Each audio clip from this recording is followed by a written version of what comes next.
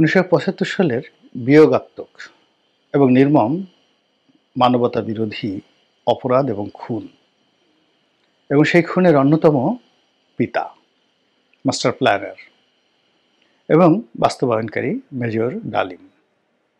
২০২৪ সনের এই অস্থির বাংলায় তাকে নিয়ে একদল মানুষ উল্লাস প্রকাশ করছে এবং একজন খুনিকে নেতা বানানোর জন্য, একজন খুনিকে পূজ্য, পূজনীয়, সম্মানীয় নায়ক বানানোর জন্য বহু মানুষ সংঘবদ্ধভাবে পর্দার আড়ালে এবং পর্দার আড়ালের বাইরে রঙ্গমঞ্চে, নাট্যমঞ্চে তারা নৃত্য করছে এবং এটি আমাদের এই বর্তমান জমানার কতগুলো দুর্ভোগ এবং দুর্দশার কারণ এবং এটি আমাদের মানসিক বৈকল্যতার কতটা কারণ হতে পারে সে বিষয়টা নিয়ে মূলত আলোচনা করব। এখন যারা ওনাকে নায়ক বানাতে চাচ্ছেন, জনাব মেজর ডালিম ওরফে খুনি ডালিম, এখানে হলে তিনি আত্মশিক্ষিত খুনি, নিজেকেই তিনি দাবি করেছেন। ফলে একটা কোর্ট তাকে বলেছে তিনি সাজাপ্রাপ্ত, তারপর তিনি নিজের মুখে স্বীকার করেছেন। ফলে তাকে খুনি বলাটা আসলে আমার জন্য কোনো বিষয় নয়, আর তার জন্য এটা বিষয় নয়, বিকজ তাকে এই নামে পরিচয় দিলে he is a murderer of Sheikh Mujib and his family, এটা নিয়ে তিনি গর্ব করেন যে আমি এরকম একটা খুন করতে পেরেছি, এই জন্য আমি গর্বিত, আমি আনন্দিত। এবং তার বক্তব্য হলো যে শুধু আমি আনন্দিত নয়, আমার যে পিতা আমাকে জন্ম দিয়েছে, আমার পিতার উল্লাস করা উচিত। এবং তার এই খুনের কারণে তার ভিতরে এরকম দম্ভ যে আমার মতো শ্রেষ্ঠ মানুষ এই পৃথিবীতে আর দ্বিতীয়টি নেই। এই বাংলায় আমি জন্ম নিয়েছি বলেই এই বাংলা এত সুন্দর, আমি শেখ মুজিবকে খুন করেছি। এরকম একটা আত্মতৃপ্তি যদি না থাকে, তাহলে এই হত্যাকাণ্ডের এত বছর পর তিনি এখন বৃদ্ধ হয়ে গেছেন, তার বয়স এখন ৭৮ বছর, 78 ইয়ার্স। তো এই ৭৫ বছর বয়স নয় যেটা তিনি সেখানে বলেছেন, কাগজপত্রে তার বয়স 78 ইয়ার্স, ৭৮ বছর। এই বয়সে মানুষের অনুশোচনা থাকে, তার মুখে খোঁচা খোঁচা দাঁড়িয়ে আছে। তো অন্যান্য যারা বঙ্গবন্ধুর খুনি ছিলেন তারা কিন্তু প্রায় সবাই অনুশোচনায় ভুগেছেন। ভারতে ক্যাপ্টেন মাজেদ, কিংবা কানাডাতে নূর, কিংবা যারা ফাঁসির মঞ্চে গিয়েছেন সেই মেজর মহিউদ্দিন, তারা সবাই আফসোস করেছেন, অঝরে কেঁদেছেন এবং সারা জীবন অনুশোচনা করেছেন। শুধুমাত্র কর্নেল ফারুক এবং কর্নেল রশিদ এবং এই লোকটি, যেটি হলো যাকে বলা হয় এই ডালিম এবং মেজর বজলুল হুদা, এই কয়জন লোক দম্ভ করেছে প্রকাশ্যে এবং করে যাচ্ছে এখন মেজর ডালিম। বাকি যারা ছিলেন মোরালে সবাই কিন্তু অনুশোচনা করেছেন। কেউ বলেছেন যে আমি বাধ্য হয়েছি, চক্রান্তের কারণে আমার কোনো ওয়ে ছিল না, আমি গ্রুপের মধ্যে পড়ে গেছি, ইত্যাদি ইত্যাদি নানা ঘটনা তারা বলেছেন। এবং তারপরেও তাদের সেই অনুশোচনার কারণে তাদের কর্মপন্থা তারা চেঞ্জ করেছেন, দাড়ি রেখেছেন, নামাজ পড়েছেন, তওবা করেছেন, তসবিহ পড়েছেন, তাহলিল পড়েছেন, কিন্তু শাস্তি, দুনিয়ার শাস্তি এবং প্রকৃতির শাস্তি, মানুষের শাস্তি এবং আল্লাহর শাস্তি, এই দুনিয়াতে যা হয় এর কোনোটা থেকে তারা বাদ যাননি। এখন এই যে লোকটি ৭৮ বছর বয়সে, তার মধ্যে কোনো অনুশোচনা নেই, বরং এই বয়সে তার মনে হচ্ছে যে তার এই কাজ করার মানে তার জন্য বিরাট একটা দায়িত্ব এবং কর্তব্য ছিল। এবং এখন যদি তার সুযোগ থাকতো তাহলে তিনি শেখ হাসিনাকে, শেখ রেহানাকে এবং শেখ পরিবারের বাকি যারা আছে এই সময়টাতে, যাদের সবার বিরুদ্ধে অভিযোগ এবং মানুষ যাদের প্রতি বিক্ষুব্ধ এই মুহূর্তে, তিনি যদি সুযোগ পেতেন এবং তাকে যদি কেউ এরকম সুযোগ করে দিতেন, প্রত্যেকটা মানুষকে তিনি নিজ হাতে ব্রাশ ফায়ার করে তিনি মেরে ফেলতেন এবং মেরে ফেলে তিনি আবার দম্ভ করতেন যে আমি মেজর ডালিম বলছি। তো এরকম একজন বীর পুরুষ, সেই বীর পুরুষকে নিয়ে যারা মাথা করে নাচছেন, তারা প্ল্যান কি, তাকে কি বানাবেন?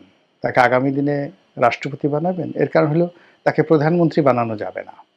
প্রধানমন্ত্রীর ছোট পদ, এর কারণ হলো তিনি একজন রাষ্ট্রপতিকে মেরে ফেলেছেন। তো যে রাষ্ট্রপতিকে মারতে পারে সে তো রাষ্ট্রপতির নিচে অন্য কোনো পদ পদবি পেতে পারে না। ফলে বাংলাদেশের যে শাসন কাঠামো, সাংবিধানিক কাঠামো, এটা পরিবর্তন করে প্রেসিডেন্সিয়াল ফর্ম অফ গভর্নমেন্ট তৈরি করে মেজর ডালিমকে নিয়ে যারা উৎফুল্ল, তারা যদি তাকে রাষ্ট্রপতি বানায়, গণপ্রজাতন্ত্রী বাংলাদেশের রাষ্ট্রপতি বানায়, তাহলেই বোধহয় এই লোকটির উপযুক্ত যে পুরস্কার, সেই পুরস্কার তার যারা প্রমোটার, সেই প্রমোটাররা করতে পারে। আমরা সবাই জানি যে বঙ্গবন্ধু হত্যাকাণ্ডের পেছনে ভারতের একটা হাত ছিল, মার্কিন যুক্তরাষ্ট্রের একটা হাত ছিল, এমনকি পাকিস্তানের হাত ছিল। তার সঙ্গে সঙ্গে আমাদের স্থানীয় জনগণের যে বিরক্তি, ক্রোধ, ক্ষোভ, এটা ছিল। সেনাবাহিনীর মধ্যে প্রচণ্ড অসন্তোষ ছিল এবং তার এই খুনের সঙ্গে যারা সম্পৃক্ত অনেকেই তার দ্বারা ব্যক্তিগতভাবে ক্ষতিগ্রস্ত হয়েছেন। এটা সত্য কথা, এতে কোনো সন্দেহ নেই। কিন্তু তার বিনিময়ে তাকে খুন করতে হবে, এটি পৃথিবীর কেউ কখনো আজ পর্যন্ত স্বীকার করেনি।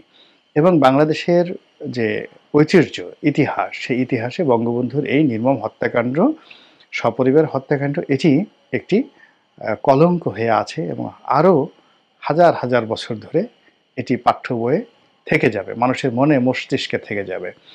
তো যেটা বলছিলাম যে আমাদের এই দেশে যারা খুনি হন, বাংলাদেশের দুর্ভাগ্য যে অনেক খুনি বাংলার সিংহাসনে বসেছেন। একজন সম্রাট ছিলেন মুজাফফর শাহ। তো এই মুজাফফর শাহ মূলত প্রেসিডেন্সিয়াল গার্ড রেজিমেন্টের একজন কমান্ডার ছিলেন। ইথিওপিয়া বাড়ি, আজকের যে ইথিওপিয়া, একসময় আবিসিনিয়া ছিল, কাফরি। তো বাংলাদেশের যে ইলিয়াস শাহী বংশ, সেই বংশের যারা রাজা, তারা চিন্তা করলো যে এই প্রাসাদ রক্ষা করার জন্য এখন যেভাবে এসএসএফ আছে, তো ওভাবে তাদের জমানাতেও এসএসএফ ছিল, যারা মানে প্রাসাদ পাহারা দিত। তো সেনাবাহিনীর সবচেয়ে চৌকস দল, সবচেয়ে বিশ্বস্ত লোকদেরকে দায়িত্ব দেওয়া হতো। ওয়েল ট্রেন, গেরিলা যুদ্ধে তারা যাকে বলা হয় পটু, এবং একই সঙ্গে সঙ্গে তারা রাজার জন্য জীবন দিতে প্রস্তুত। তো এই কাজ করার জন্য সারা দুনিয়াতেই এরকম যাদের রক্ত ভালো, বংশ ভালো, এরকম লোকদেরকে নেওয়া হয়। যেমন নেপালের গুর্খা, এই সম্প্রদায়টি এতটা বিশ্বস্ত এবং এতটা যোদ্ধা যে এখনো পর্যন্ত ব্রিটিশ রয়্যাল আর্মিতে যে রানী বা রাজার যে গার্ড রেজিমেন্ট রয়েছে, সেখানে গুর্খা সৈন্যদের সেখানে সসম্মানে নিয়োগ দেওয়া হয় এরকম। তো ওই সময়টিতে সবাই এরকম বিশ্বস্ত জাতিগোষ্ঠীকে খুঁজতেও প্রাসাদের নিয়োগ দেওয়ার জন্য সারা দুনিয়াতে।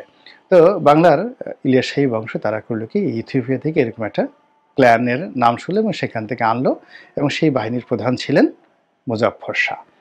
তো এই বাংলার আবহাওয়া এত খারাপ যে ইথিওপিয়ার মতো দেশে যাদের সুনাম সুখ্যাতি ছিল হাজার বছরের, যে যারা বেইমানি করে না, মুনাফিকি করে না, কিন্তু এই বাংলার আলো বাতাস পাওয়ার সঙ্গে সঙ্গে এই লোকগুলো বেইমান হয়ে গেল, মুনাফিক হয়ে গেল, বিশ্বাসঘাতক হয়ে গেল, এবং যে রাজা তাদেরকে আনলেন তাকে রক্ষা করার জন্য, সেই রাজাকে সে মেরে সে সিংহাসনে বসে গেল। এবং বেশ কয়েক বছর তার সেই অত্যাচার, দুরাচারের যে শাসন, এটি কিন্তু বাংলাদেশে চলছে। তো এরকম হত্যাকারী বাংলার সিংহাসনে বসেছে, বহুবার এরকম ঘটনা ঘটেছে। আর নিজ পরিবারের মধ্যে পিতা সন্তানকে খুন করেছেন, সন্তান পিতাকে খুন করেছেন, তারপরে সিংহাসনে বসেছেন, এরকম ইতিহাস বাংলাদেশে অনেক অনেক আছে। তো সেই ক্ষেত্রে মেজর ডালিম যদি শাসিত শাসন ব্যবস্থা একটি বিশেষ গোষ্ঠীর প্রতিনিধি হিসেবে তিনি প্রেসিডেন্টের দায়িত্বভার গ্রহণ করেন এবং বাংলাদেশে একটি বিশেষ সুশাসন প্রতিষ্ঠা করেন, আইনের শাসন প্রতিষ্ঠা করেন, এবং তার যে হাত রয়েছে, রক্তে রঞ্জিত হাত রয়েছে, এই রক্ত রঞ্জিত হাত দিয়ে তিনি যদি বিএনপি এবং আওয়ামী লীগ দুটো দলকে আচ্ছা মতো প্যাদানি দিয়ে বাংলার জমিনে এদের রাজনীতির কবর রচনা করতে পারেন, এবং এখানে যত যাকে বলা হয় রাজনৈতিক প্রতিভাবান লোক রয়েছে, যারা ডালিমের যারা মালিক, ডালিম যাদের পুতুল, এই ৭৮ বছর বয়সে তিনি যাদের পুতুল হয়েছেন, যাদের পাপেট হয়েছেন, যাদের মাউথ পিস হয়েছেন, তাদেরকে খুশি করার জন্য, তাদেরকে ক্ষমতায় চিরস্থায়ী করার জন্য তিনি তার সেই রঞ্জিত হাত দিয়ে যদি রাক্ষসের ভূমিকায় অবতীর্ণ হয়ে বাংলাদেশের মূল ধারার যে সকল রাজনীতি যারা করেন, ইতিবাচক রাজনীতি করেন, গণমানুষের রাজনীতি করেন, গণতন্ত্রের কথা বলেন, তিনি যদি সবাইকে তিনি শেষ করে দিতে পারেন, কণ্ঠরোধ করতে পারেন, তাহলে ডালিমের যারা উদ্ভাবনকারী এই মুহূর্তে, উনি তো লুকায়িত ছিলেন বহুদিন, 50টি বছর তিনি গর্তে ছিলেন, লুকায়িত ছিলেন। তো তাকে কষ্ট করে খুঁজে বের করা, তাকে রাজি করা, এবং তার পেছনে তো টাকাও দিতে হয়েছে। এর কারণ হলো এই লোক বিদেশে কোনো তার কাজ নাই, কর্ম নাই, চাকরি নাই, বাকরি নাই, তো তাকে তো সংসার চালাতে হয়। তো তিনি যে বেঁচে আছেন এটা তো কারো না কারো দয়াতে তিনি বেঁচে আছেন। তো এই অবস্থাতে এত বড় তিনি যে একটা ঝুঁকি নিয়েছেন, সেই ঝুঁকির পেছনে নিঃসন্দেহে একটা বিশাল বিনিয়োগ আছে। সেই বিনিয়োগ শত কোটি টাকাও হতে পারে, অস্বাভাবিক কিছু নয়। তো এখন সেটা দেশি চক্র হতে পারে, বিদেশি চক্র হতে পারে, ভারত হতে পারে, আমেরিকা হতে পারে, বাংলাদেশ হতে পারে, পাকিস্তান হতে পারে, এনিথিং, কিন্তু ডাজ নট ম্যাটার। আমার বক্তব্যটা হলো যে যারা তাকে নামিয়েছেন তারা যদি এই জায়গাতেই শেষ করে দেন যে উনি একটা বক্তব্য দিলেন, একটু হাওয়া বাতাস দিলেন, চলে গেলেন, তাহলে এটা হয় না। এই ভদ্রলোকের প্রতি অন্যায় করা হবে, অবিচার করা হবে। এত বড় একজন মানুষ, যিনি এত একটা যুগান্তকারী হত্যাকাণ্ড তিনি ঘটিয়েছেন এবং 50টি বছর ধরে তার সেই যে হত্যা করার যে গৌরব, সেই গৌরব তিনি বহন করে বেড়াচ্ছেন। বুক ফুলিয়ে তিনি সিনা উঁচু করে তিনি এখনও বলছেন, আমি বেঁচে আছি শেখ হাসিনাকে মারার জন্য, আমি বেঁচে আছি অন্যান্য যারা আমার সাথে বিরোধিতা করেছে, বেইমানি করেছে, তাদেরকে মারার জন্য। এরকম দুঃসাহসী সুপুরুষ বাংলাদেশে অন্য কেউ নেই। এমনকি কর্নেল ফারুক, কর্নেল রশিদ, তারাও হাউমাউ করে কেঁদেছেন। কিন্তু সেখানে তিনি এই সময়টাতে সাহস করে এসেছেন, বা তাকে আনা হয়েছে যারা এনেছেন তারাও তো যথেষ্ট সাহসের পরিচয় দিয়েছেন। তো এই সাহস এবং ইনভেস্টমেন্ট এখানে, এবং ত্যাগ এবং তিতিক্ষা, তারা তো বাঙালি জাতিকে উদ্ধার করার জন্য একটা খুনির হাতে দেশের রাষ্ট্রভার তুলে দিয়ে পুরো একটা জাতিকে কোন পর্যায়ে তারা উঠাতে চাচ্ছেন, সারা বিশ্বকে চমকিত করে দেওয়ার জন্য, যে দেখো দেখো দেখো, আমরা একজন খুনিকে রাষ্ট্রপতি বানিয়েছি, আমরা একজন খুনিকে নেতা হিসেবে মান্য করি, দেখো দেখো দেখো, আমাদের রুচি দেখো, আমাদের বিবেক দেখো, বোধ দেখো, আমরা একজন খুনির প্রশংসা করি, আমরা একজন খুনিকে ভালোবাসি, আমরা একজন খুনিকে তোষণ করি। তো কাজেই তারা যদি এই লোকটিকে একজন রাষ্ট্রনায়ক রূপে ভোট দিয়ে হোক, সিল পিটিয়ে হোক, জোর করে হোক, যেভাবে হোক রাষ্ট্র ক্ষমতায় বসিয়ে, ওই যে বঙ্গভবন, জনাব চুপ্পু সাহেব যেখানে বসে আছেন তাকে বাদ দিয়ে ওখানে বসিয়ে, সেখানে যদি জিয়াউর রহমান সাহেবের চেয়ে বড় কোনো রাষ্ট্রনায়ক সেখানে তারা পয়দা করতে পারেন এই লোকের মাধ্যমে, তাহলেই হয়তো তাদের এই যে কষ্ট, কত কষ্ট তারা করেছেন, কত টাকা এই সময় দেখেন, এমনি বাংলাদেশে কত অভাব, যদি মেজর ডালিমকে এই সময়ের জন্য একটা টাকাও দেওয়া হয়ে থাকে তাহলে সেই টাকাটা অনেক কষ্ট করে আয় করতে হয়েছে না? তো এই কাজ যারা করেছেন অবশ্যই তাদের সফলতা তাদের দেখানো উচিত, এবং বাংলার মানুষকে একেবারে চোখে আঙুল দিয়ে দেখিয়ে দেওয়া উচিত যে তারা আসলে কি করতে চান এবং কি করতে পারেন।